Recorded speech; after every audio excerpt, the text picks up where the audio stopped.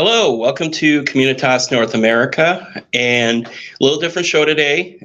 James is not with me co-hosting. I am Leon Longard, and Bethany LeBou, who has been with us as a guest on a couple of different occasions, is co-hosting for this conversation. We are here every other Tuesday night. Basically, we want to invite you into the world of what's important to us as Communitas North America, as a missional church movement, and also just spark conversation around new ways of thinking about mission in the church. And we started a series 2 weeks ago talking about discipleship. Today we have Hugh Halter with us, one of the pioneers of missional church movements in North America, and author, has written a book recently called Righteous Brood, talking about being a family on mission. We're focusing today on including your family, your whole family in mission, particularly your children, and discipling your children. And that's why particularly Bethany and I, as parents, thought this would be a good way for us to be the interviewers and questions. We've both read through the book. I loved it. It was very inspiring. I actually read it on a trip I was at, both directions. I finished it, and it kind of just helped for myself embedding in a new community. It helped kind of reinvigorate my vision for thinking about how do we, our family, as we've moved into this new house, how do we engage in God's mission in our community where we are now. And so we're going to just get going. Hugh, welcome. Bethany will start out with the first question, and we'll kind of just move from there. All right. Good to be here with you guys. Yeah, glad you're here, Hugh. I'm curious, what inspired the writing of this book? Yeah, well, we probably 10 years ago, we launched 4 chapters of it over at Exponential. At some people may not know, it's the largest church planting conference in the world, and they were looking for quick kind of ebooks that people could read. So I started to write it then, and then when that was over, we just got busy back doing life again. A lot of people know our story from the Tangible Kingdom book, which were the 15 years in Denver. And so that was kind of in full swing. And then our many people that read our stuff know that a lot of the way that we kind of picked up the missionary way of life, or kind of the focus on missional community type stuff, that really happened because our son Ryan had severe epilepsy, and so probably in his mid-20s, he wasn't supposed to have lived past 5 or 6. Mid-20s, we heard about an assisted living center in this little town called Alton, Illinois. And we ended up shipping him out here because he wanted to be with folks that had the same struggle. And then Cheryl and I would just kind of fly out here and visit him 4 or 5 times a year. And slowly over time, we just started to be intrigued by the city. And one day my wife just said, why don't we just sell the ranch in Colorado and move out here and see if we can do something for the town? So it became initially it was a conversation that Cheryl and I had, but we brought my daughters in, who were, Allie had just gotten married, mid-20s, my other daughter about 1.5 years behind her, engaged. And we just had a big family talk. And I said, yeah, your mother would like to leave Denver and move to this cruddy little town. And I said, it's not about Ryan. We know Ryan will probably not live very long. It's really about doing something in this town. And the conversation went a different direction than I thought. The girls both were talking about wanting to go with us, and then the new son-in-laws were going, yeah, let's all do this together. And that's what happened. Long story short is, we all came out here as a family, and within about 6 months, a gentleman gave me a big federal post office in the middle of downtown, and just said, I think you'll know what to do to help our town. And so that became kind of the family mission. But the actual launching of the book happened when my daughter McKenna passed me in the car one day, because I bought my oldest daughter a crack house for $12,000, this really rough corner, and wow. We renovated that and bought McKenna a house about 4 blocks away, and then we were right in the middle of them. So our whole family was right in the middle of downtown. So we would see them every day. And on this one occasion, McKenna came by. We were just talking as she was driving back to her house. And when she drove away, I just remember kind of sitting there going, holy cow, how did we get to this town? And it's amazing that my adult children wanted to be with us on a particular mission. It's almost like a third church plant type of thing. So I started to kind of dig through stuff and realized that my two daughters were some of the best missionaries I knew. Honestly, we've been coaching church planters all over the world. I was thought I could send these two anywhere. They would know exactly what to do. And so I just thought, now that the kids were adults, many of the years that Cheryl and I were planting, our kids never got to go to an age-appropriate Bible study or youth group. And we always wondered, would our kids turn out okay? Yeah. And I think that's when I went, no, I think we won the argument, at least for us. Like, our kids were fully committed to Jesus and his mission. They were all into really working with the hardest needs, issues of poverty and violence. It was like no big deal for them.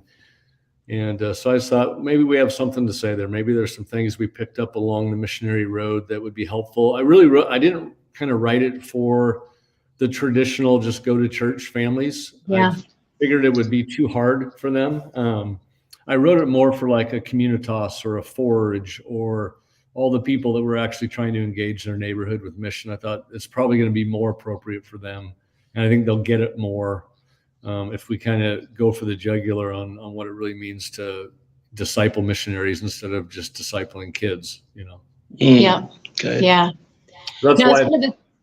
Thank you for that. It showed up in the reading that there was a difference between, are we just trying to make more church goers, or are we trying to make people that have this bigger vision of what God's doing and what he's inviting us to be a part of? Mm-hmm. Yeah. So my next question kind of goes along those same lines of, you talk about casting a bigger picture or sharing the God's bigger story. And I'm curious just to hear in your own words, how do you describe that? How do you cast that to the different ages? So like, let's say 5 years old versus 13 years old versus maybe your 20-some-year-old. Yeah, well, I mean, the biggest part of the book is to, like we said, to build a story that would hold not only the attention of your kids, but would inspire them to want to replicate it. If you think about what discipleship actually is, it would be, we say thought leadership is where you read a book and you go, oh, it's an interesting concept, but generally you don't get moved to change until you see it in action. A lot of pastors come by and see what we're doing here locally, and they say, yeah, I've been reading about this stuff for years, but just seeing it, it's like now I can see it for my own context back in New York City or wherever they live, Yeah. So, you think about the gospel and it being a worldwide movement. Many times it went around the world. It would get crushed for a while and then it would reappear and it'd be all over. And you go, well, how does the movement of Jesus happen? And I would contend that it primarily happens through the story that people see. And obviously proclamation is a key part of gospel living. But in our family, it was always describing what people were seeing. A lot of people would come to us and go, hey, can we talk next week? We just noticed some things about your family and we would like to talk it through. So I just started to notice even evangelism was based on people coming to us and asking us to give as the scriptures say, to give an answer for what they've seen. So to me, the best thing you can do as a parent, if you really want your children to follow Jesus, is, I don't even know if you have to talk that much at all. You just have to live something that makes total sense to them, that they can participate in. I think the experiment of the American sort of church growth model, where you drop your kids off from fetus all the way through divorce recovery and everybody stays in their own little thing, and then you meet back up in the minivan. I think that is just, and even scientifically, mathematically, sociologically, that's a lost experiment. Our kids are leaving the Protestant churches as fast as they leave the Catholic churches. And so there must not be obviously they're learning thousands of things about God, but they're not continuing or desiring to follow him later. So I go, maybe the one thing that's missing in all of the catechism or in all of the teaching or lectures or whatever the kids go through, maybe the one thing they just never see is actual human beings living the stuff out. And so to me, it brings back the movemental question. If our family were to be a part of the movement, then they've got to see mom and dad doing this. I don't know, you guys have probably noticed sometimes, even on my bio, it'll say Hugh's a practitioner. And I had to put that because so many people are just thought leaders, and but the Christian story, it's supposed to be 100% practitioner. Yeah. There's not supposed to be like a unique category for the ones that actually live the thing out. And so I just, in fact, even the idea, you remember that scripture where it says, parents, dads, don't embitter your children. Embittering meant that you were forcing them into concepts that they didn't see any sense to. So they would go, no, if you imagine growing up in the church in the South in 1880, 1920, 1940, and your dad's an elder at a church, and then he's putting on a KKK hood at night, and they're teaching you about Jesus. At some point, you go, wait, something's not lining up. And I think that's an extreme example, but that was millions of people grew up in that paradigm, or other paradigms of going to church to see the miraculous healings. Maybe you grew up in a Pentecostal deal, but when you really read the story of Scripture, almost everything happened on the street. Very little happened in the temple zone or in the religious zone. So I just feel like if I could say anything in the Righteous Brew, it's like everybody can do this. This is like, it's not easy, but it's doable for everybody, for sure. As I read it, I really appreciated like the honesty of you telling your own story and the challenges you have been through the years. You talked earlier about your son, different times when you've gone through hard seasons with each of your children. And I know a lot of people I talk to, they're like, well, I'd like to get onto mission. I like this idea of mission, but I've got this, I've got that. And they just list off all the challenges of life. And they go, well, maybe once I get it all together, I can actually do something missional. So what do you say to people like that who are feeling like they got to have the whole family together, and the family's, the perfect family that everybody wants to follow before they actually engage in mission? I'd say I identify with that. Early on, Ryan would have a grand mal seizure almost every hour, and it would go on day after day, year after year. So a lot of times he would wet his pants after a seizure. And so there's a lot of times we'd be about to have people over and just go, screw it, let's just cancel for the night, because we didn't want to invite people into the mess of our lives.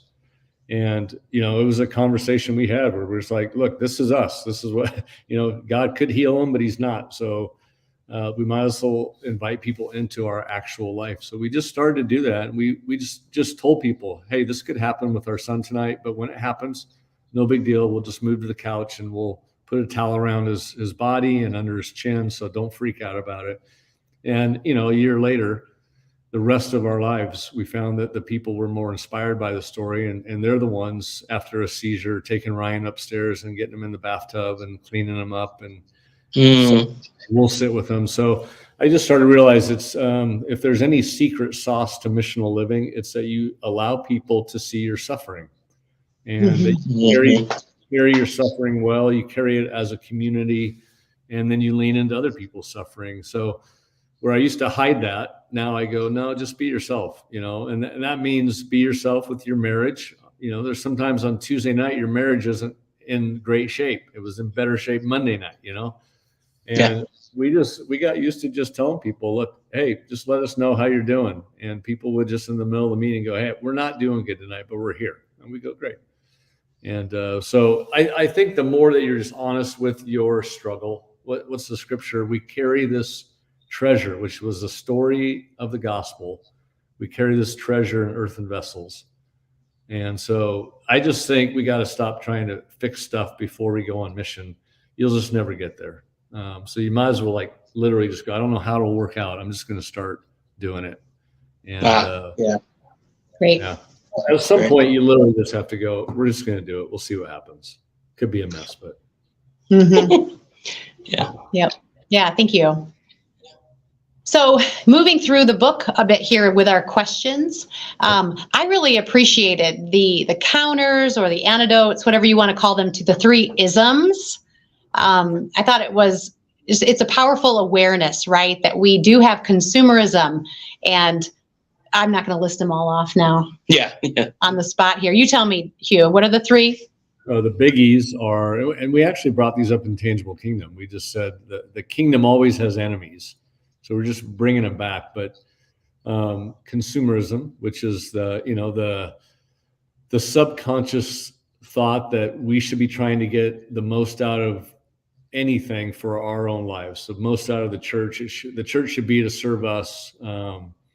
We shop around, right? So we shop around for the best schools for our kids, or the best church, or the best sneakers, whatever it is. So that's consumerism.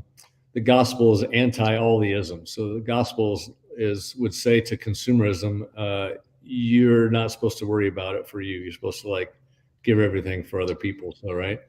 Individuals. Yeah, share. Yeah. Radical generosity, openness, the whole deal, sacrifice. We call it the cruciform way, like Philippians 2, take on the same attitude of Jesus, who was way up there, but then kept going lower and lower and eventually died. So then Jesus goes, discipleship starts at the death, take up your cross. So it just has no consumerism in it. So, in fact, even like in Alton right now, people will ask, well, why don't you guys have a public worship service? And I say, because I don't even want consumers to find us. We don't. So our Jesus community is a speakeasy. It's like you're only going to find us through the relationships and the invitations that come, because we really trust Jesus. Like when he said, watch out for the leaven of the Pharisee. Which literally means be on guard for that religious thing where people pick a church based on whether or not they're right-leaning or left-leaning, that the preacher says exactly what they already believe in. No, it's like, no, find some place that calls you out of yourself to die to yourself. So that's consumerism. Individualism is just about me, right? I always joke because people hear we've written, I think, 12 books, all really about the evangelistic spirit, like living a life with lost people around you. And I always have to remind people, even though we've done thousands of parties and our house has always been open, I'm an introvert. I don't even like human beings. Like if it's just, if I can be honest, I'd rather be by myself all the time. Yeah. Okay. So individualism basically says, yeah, that's okay, Hugh, but you were crucified with Christ. So it's no longer Hugh that gets to live his own life, but it's Christ that wants to live his life through you, Hugh. So at some point you have to open up your social arrangement to include other people. And that's what, the individualism is going to be challenged. And then materialism is just what it is. It's we want stuff. So we pursue things. We work too many jobs to get too many things instead of having the availability just to be with people. I always throw this out. There's one even secret sauce to our own discipleship. Like literally nothing that Jesus wants to do in our lives will happen if we don't have this one thing. If we have a lot of it, then we're going to see a lot of Jesus. If we don't have it, we're not going to see it. And that's availability. And so for most of us, the world's moving too fast. We don't have any time. Are you kidding me? No, that's just the world doesn't have any time. But the Jesus community must have time for people. And so you've got to begin to be a disciple yourself. And so those isms are there not so much to try to plow our kids through. It's really for the parents to go, if I'm going to live a story that my kids will actually want to take part of, I'm probably going to have to deal with these, consumerism, materialism, individualism before the story even starts. Yeah. Right. Yeah. And I appreciate the counters, right? The antidotes, the community, contribution, sharing. Those are the things that we promote against those isms. So. Yeah. In fact, I think. Go ahead, Hugh. Nope, you go. I was thinking. Part of the book, you talk about how, like with your current community, that community is like watching out for each other, taking care of kids together, because I think a lot of times when we're doing missional stuff, we kind of feel like we have to go it alone, that Lone Ranger mentality. And I think it's really important for us to think about how community is a critical part of being able to kind of navigate this. Yeah. And that's why, like, when we're like, I didn't write the book as like a self-help parenting book, like little gimmicks to like make your kids better. I really am writing it with this context. Like there's got to be a context for the story, and the Jesus story was never an individual thing. So the power was always in the us, we, and them. So right, the witness of the gospel was the church, and the church were small nuggets of humans that were, in this neighborhood or that part of Rome, or so you could see them and how they reacted together. They had their own economy, right? Book of Acts, they shared all their stuff. Like in our community, we literally talk about it. None of our stuff is our own. We've got, picture 50 adults and about 40 kids in our community. We've been here about 5 years. We're all running businesses and Justice Works and incarnational homes. But when somebody comes in, we say, look, you just found 15 more mothers and 15 more dads. And you've got, 20 more sisters, and we've got houses that are full of food. So if you're in our community, you're never going to be hungry. You're never going to be homeless again. You're never going to be jobless. And so, you imagine our kids watching this. Like in our communities, we take in homeless people into our families. So if the McCall family says, hey, we just found Joe on the front porch and we've decided we're going to take him in, then they're signing all of us up. We all go, okay, they took in Joe. So we just all took in Joe. And this is happening. So when we have an Easter gathering at our farm and Joe and Milt are there, and both these guys came off the streets, and all of our kids are sitting around and we're praying over everybody. We're praying over Joe's recovery, and we're sending him down to St. Louis for 6 months for a program. Our little tiny toddlers are a part of the prayer groups, and they're watching the stories. So to me, that's what I mean by living the story. It's not just whether or not they see mom and dad have people over for dinner. It's that we clean up the neighborhood together, and then our kids are right there with us. When something bad happens to a family around the corner, all of a sudden we all go down there as 7 families and we ask if we can do anything, and our kids are right there in tow with us. If we're working on some type of remodel or renovation of an old building in downtown Alton, then our kids are doing that, and we're letting them know we're doing this because Jesus wants us to renovate this old building. When we start businesses, now our kids come into our Post Commons coffee shop. So all of our kids collectively, there's no youth group and there's no children's church, but all of these kids are with us in literally every part of our mission. And like, we're just watching them grow into this missionary force because we're doing it all together. So. Yeah, it reminds me of one of my mentors, Judy Brower, used to tell me and advise me as a mom to live your spirituality out loud. Yeah.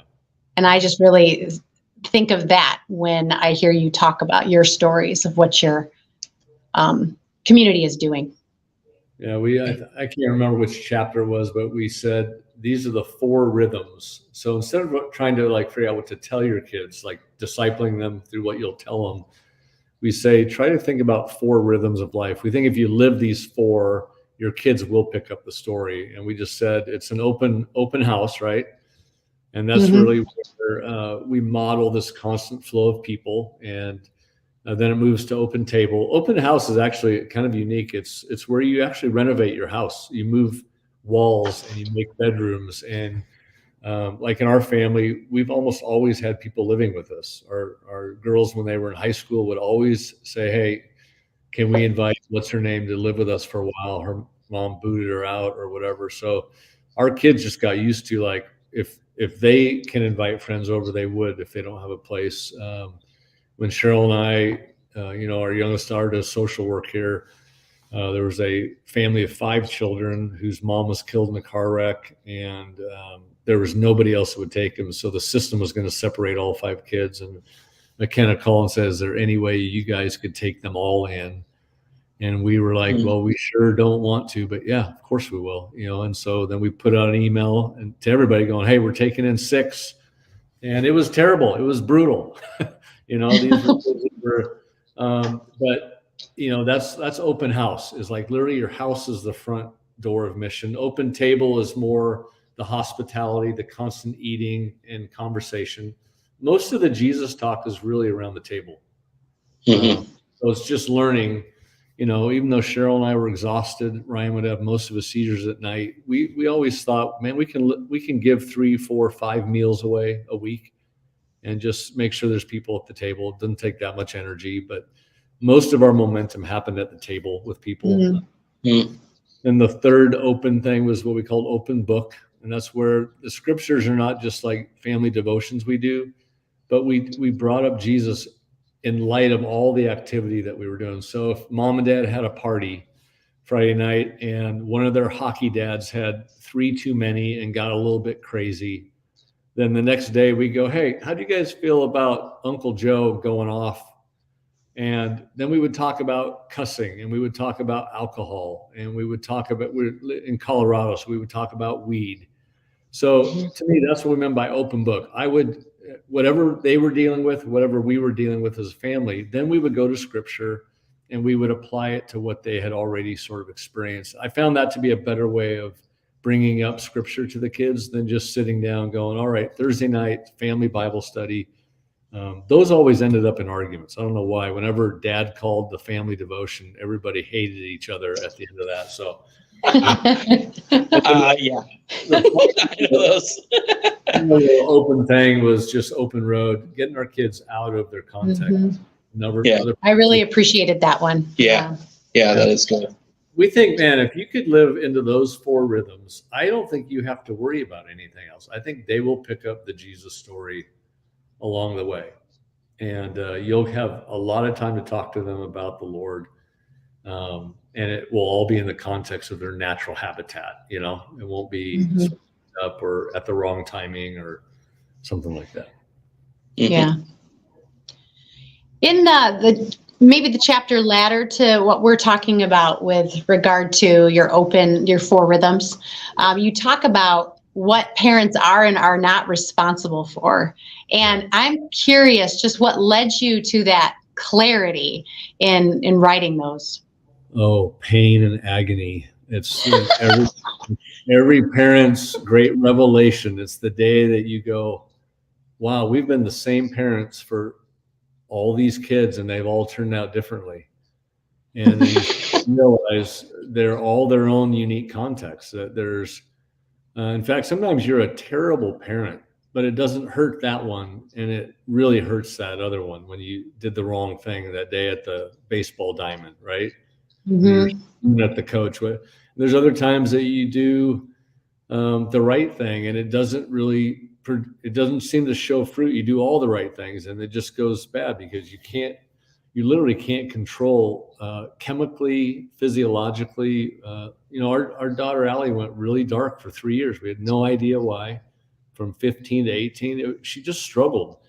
And we tried everything. We sprayed oil over doorposts. We literally thought, well, she's got to be possessed. That's the only thing left. We flew people out to pray over them and pray over our house and family. And it was one very wise gentleman that said, no, she's just struggling. This is hormones, physical. She'll come back. I just remember he kept going, don't worry, she'll just come back one day. And there was a day that she came in the door and Cheryl said, oh, that's Allie. Like she's, and so I just go, there's a point where you realize you cannot have your children end up where you want them. At some point, that's why we have a chapter in the book about Abraham and Isaac. At some point, you have to have bigger faith for your kids than you have for yourself. It's easy to sort of trust God for you. The hardest thing a parent can do is go, yeah, Jesus, you're going to have to somehow bring my daughter home. And so I think there's some things that you realize you cannot control their future. You cannot control whether or not they're going to love Jesus or not. But you can make it easier for them to love Jesus. You can't help them. You can't protect them. Like the great, job description we all really think of is protect and provide, right? And there's a season for that. But they say when a kid gets to the age of independence, and sometimes kids mentally get there at 10, sometimes they don't get there till 23. But once a child goes, I'm my own person, then you have to move from being Moses setting the law down and the rails for them to run on. And you have to take the position in the rocking chair on the porch, just like the prodigal father. And you got to give them the car keys, even if they're going to wrap the car around the pole. And you have to go, Jesus, I'm not going to protect them from hard things. They need hard things to happen. And I'm going to try. So So in other words, you give God ownership of the future of your kids. You can only do so much. So I think it takes some pressure off and adds pressure in the right places. But yeah, for sure, you cannot sort of, and maybe you've learned this, by just getting them to church, it's not going to get it done. And the church can't even, get it done for your kids, right? So I think the bigger issue is, will you be the type of person that your kids at any age feel like they can come to as part of their spiritual formation? And I say part of that because as our kids were getting into junior high and high school, I outsourced a lot of the parenting. When Allie was going through her tough season, I called 2 young mid-20-something gals from Denver Seminary that were a part of our church. I said, it's your job for the next 3 years. Try to bring these girls through all this stuff, the sex stuff, the drug stuff, the darkness stuff. And so I basically called the community in, and Cheryl and I we're one of 20 people that are hopefully speaking into the lives of our kids, but we're not the only ones for sure. And we've got to trust God with that. Yeah. Yeah. Good. I think it was towards the end of the book, but there's a point where you talk about, I think parents can sometimes feel like they've hit that phase of life where they're kind of reading something like this and they're like, man, I've already blown it. I don't think I can do this anymore. They maybe think it's too late. But what would you say to somebody who's like, feels like maybe it's too late to change the story for their children? Yeah, to me, it's maybe the best question to ask, right? Because I think we all feel like we've blown it.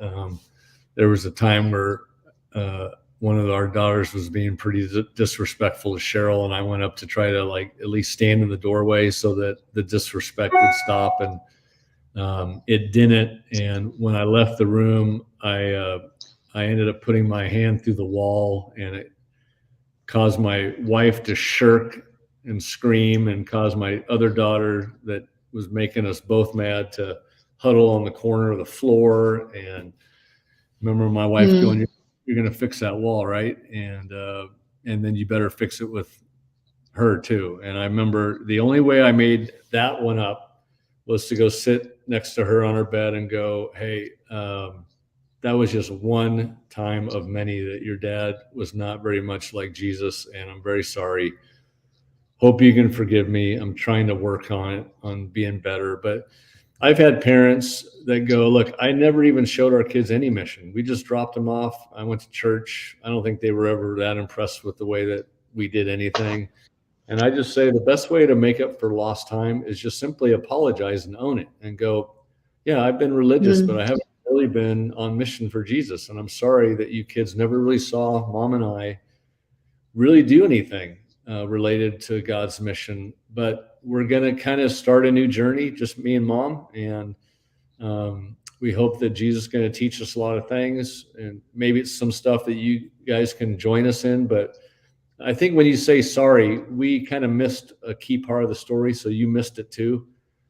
I found that kids are very resilient and they immediately forgive and oftentimes want to join back in too. So your best way to make up for lost time is just simply be honest and be real. Appreciate it. You certainly can't. Yeah, I think that's good. No, so. No, certainly not. You cannot. Yeah. I have 3 daughters who will tell me I cannot. So, well, no, but what I heard there is vulnerability, honesty, humility, and those are the very things of Jesus. So thank you, exactly. Hugh, very much. Very much. Well, typically we'd leave some time for viewer questions. We haven't had any put in the comments. But if later on you're watching this video and you have a question, go ahead and write it into one of the comments and we can maybe check back, email Hugh, or, we can try to answer it, whatever, just to kind of keep a conversation going even after we're done with the live stream for this. But wanted to thank you, Hugh, for taking the time to talk with us. Also, how could people get a hold of the book? What would be the preferred way? I think it's on Amazon. They can go to hughhalter.com and order off of that site as well. We actually are doing more of a missionary line of books called Life is Mission series. So that has Righteous Brood. It also has a book called Happy Hour, which is even shorter, Leon. You could read that one. One way. One way. And so that's about how to do the hospitality thing as a family. So maybe, those books would be a good little primer to grab some friends and just start talking it through together. I'll tell you, having a talk about family on mission with other parents is a very lively conversation. So where to go, I'd say don't just read it by yourself. Grab some other parents and go, let's just. Yeah, good advice. So yeah, I think I even saw one of the sites had a bulk ordering option too, which if you're going to do it for a group, it'd be great. Yeah. I'm flying out. All right. A large church is doing their whole congregation. They're doing a congregational read and then having me out. So I don't know. Some of you might be in church leadership. That could be an option as well. So cool. Excellent. Sounds good. Well, again, thank you for your time. And everybody else, we will be back again in 2 weeks. James will be back with me. We will be continuing the discipleship series. We're going to have one of our practitioners, Greg Ellis, talking about discipleship in a microchurch setting and some of the things that he's done in his faith community here in Minnesota, actually, not too far from where we are right now. But thank you again. See you, everybody.